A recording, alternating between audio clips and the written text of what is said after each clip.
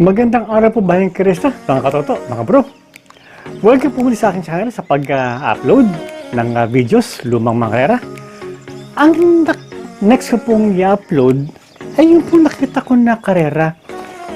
Ito po yung laban ng mga pang-stakes campaigners. Pero regular na race lang po ito. Siguro po, nung panahon na yon, baka po nag-tune up pare-pareho sila, nagpe-prepara para sa darating na stakes race, kaya po nagkaroon sama-sama. Ang nanalo po sa laban na yun, si Royal Fizz, sakay po ni Kiko Fernando, sumigundo po si Carmentina, sakay ni Oil Alcacid, at ang tercero naman ay si The Associate, sakay naman po ni Atik Salvador. Nangyari po yung karera na yun noong November 24, 1991. Wala po ako sakay doon. Nakita ko lang po sa aking mga tapes, kaya po in-upload ko dito. Pandagdag po baga sa mga mapapanood. Yung pangalawang video po na i-upload ko, yun po yung kay Strange Fellow. Ito po si Strange Fellow ay, kung mapapansin po niyo sa datingan, medyo tagilid na po ako sa babo ng kabayo. Alam po niyo kung bakit? Kasi po, si Strange Fellow parang walang-wala na. Na kapag ka po pinush ko pa yung kabayo, baka po masubasub na. So, yun po yung mga pakiramdam ng mga rider, ng jockeys, na hindi po namin may paliwanag sa naked eye ng mga racing aficionados, regular racing aficionados, dahil sa feelings lang po ng jockeys ang nakakapagsabi kung talagang ang kabayo kapag pinusumpat, baka masubasob. Yun po yun na kung sakali po naman na ang aficionado ay sanay na sa pagtingin kung anong kabayo, tsaka lang po niya mahalaman na gano'n. Nangyari po yung karerang yon no October 7, 1990. Strange Fellow po ay pag-aari ni Boss Tech Chua at ring naman po ni Yetbo Aguila. Yung pangatlong race po, ito po yung maganda. Sakay ko po, islap. Bagamat apat lamang po kami na magkakalaban, yung pong datingan namin ni Butchie Dakis ang maganda. Gawa ng talaga namang one-on-one kami dalawa sa datingan. Ang kabayo pong kislap ay pag-aari po ni Dr. Oliva, Panfilo Oliva, owned and trained by Dr. Oliva. At kamusta kaya si Dr. Oliva? Saan kaya siya ngayon? Doc, kamusta po kayo? Nangyari po yung karera namin na yun, October 14, 1990. So, tatlong karera po mapapanood niyo. Ating pag-aari po. Racing all alone. It's taken by Urajimir by the mega back rushing up on the outside. Dominic on the outside. Passing before the judge stand for the first time. The lead is taken over now by mega back followed by Dominico. Urajimir running into by the Royal Fizz in for the Associate running in foot. Furnace Carmentina point me home. The clubhouse banner. It's still mega back by Lanchani Hill, followed by Dominico in second. Royal Fizz now running into the Associate, rushing up in foot on the outside. Urajimir Carmentino. Fairness point me home. Arriba Extra, it's still mega back by Dominico on the outside. Royal Fizz closing into the Associate on the outside in foot. It's mega back, Royal Fizz rushing out to take the lead. Adi Carton, it's now Royal Fizz by 3 lengths now. Mega back drops back to second. The Associate rushing out to take second. It's now Royal Fizz by 3 lengths as we enter the home stretch. And at the last back to home, it's still Royal Fizz by 5 lengths now. Followed by the Associate Carmentino, the outside, mega back in the inside. And finally the top line, and Kino Victor, Royal Fizz. Carmentino, the Associate, Urajimir.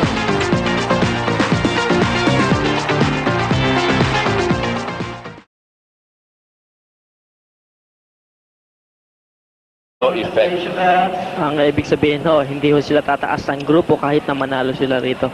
Status ko, in other words, kung ano ang kanilang status before today, win or lose, and here we go. The winner of this race, number 7, Strange Fellow.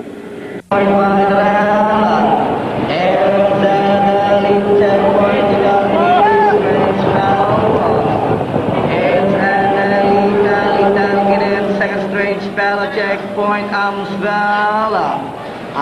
The clubhouse banner, the little in the back, followed by Little Kitty. Checkpoint by the rail, moving up on the outside, Strange Fellow. And Amstel running in fifth. It's the little Kitty on the outside, Strange Fellow. Checkpoint by the rail.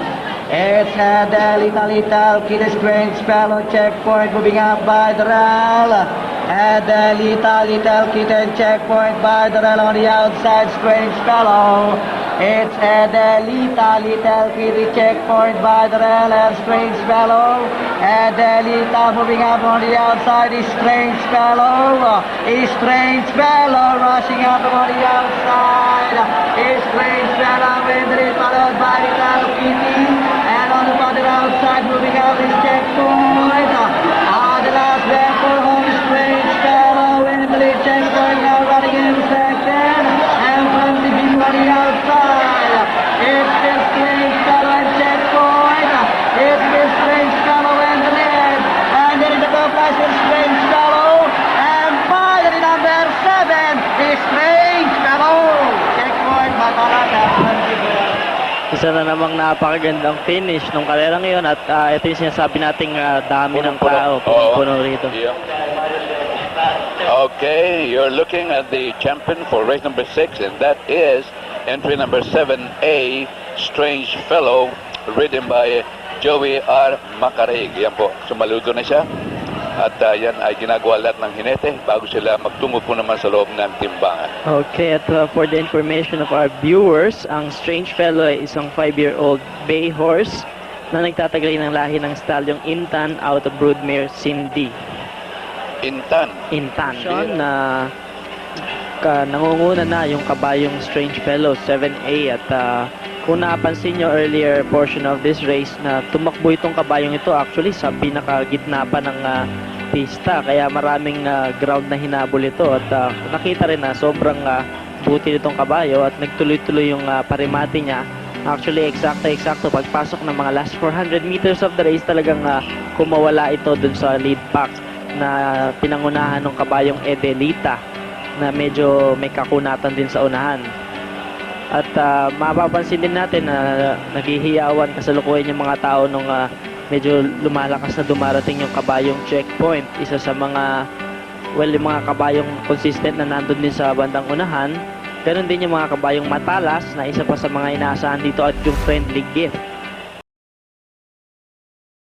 Sa magsisitakbo rito ang kabayong Kislap, numero 1, Mios Prince, numero 2, Perfect Pit, numero 3, at Chain Smoker, numero 4. Medyo nagluloko yung isang kabayo pero pag naayos na yan at nakita ng starter natin, automatic yan, sabay-sabay na lalabas. 21 more, flag is up. Medyo mainit yata yung dalawang banderista natin. Di Boca. Karaniwan kasi sa mga sprinter yan, pagpasok sa aparato, bihirang sprinter yung hindi malikot eh. Here we go. The winner of this race, number 1, Kislap. 3, Running back the left, James Walker on the outside, and Louis Bruce running out forward by 4 lengths. While it's down back, in the middle. Kislam by the right, James Walker running on the outside, and Tedder now taking the second position on the outside, and Louis Bruce running out forward. And into the back, so that's down back. Pierre is leading by a length, 2 horses fighting it out in second and third position. Kislam the favorite once again in second position. And James Walker drops back to third. The Springs are running out forward. Down for back lead by a length, trying to get slow to that second. Kislam entry number 1. Edge back lead and Jalen lead Kislam again and second. James Walker running and third. The Springs are running out forward. And nearly last 400 meters, it's now perfect lead by a length. Keep on again second. Kislam on the outside as they rounding for the final bend and into the home stretch. It's perfect lead by the Kislam making his final beat on the outside. It's still perfect. Perfect Pit enjoying a lovely one. Kislap on the outside, hugging in second.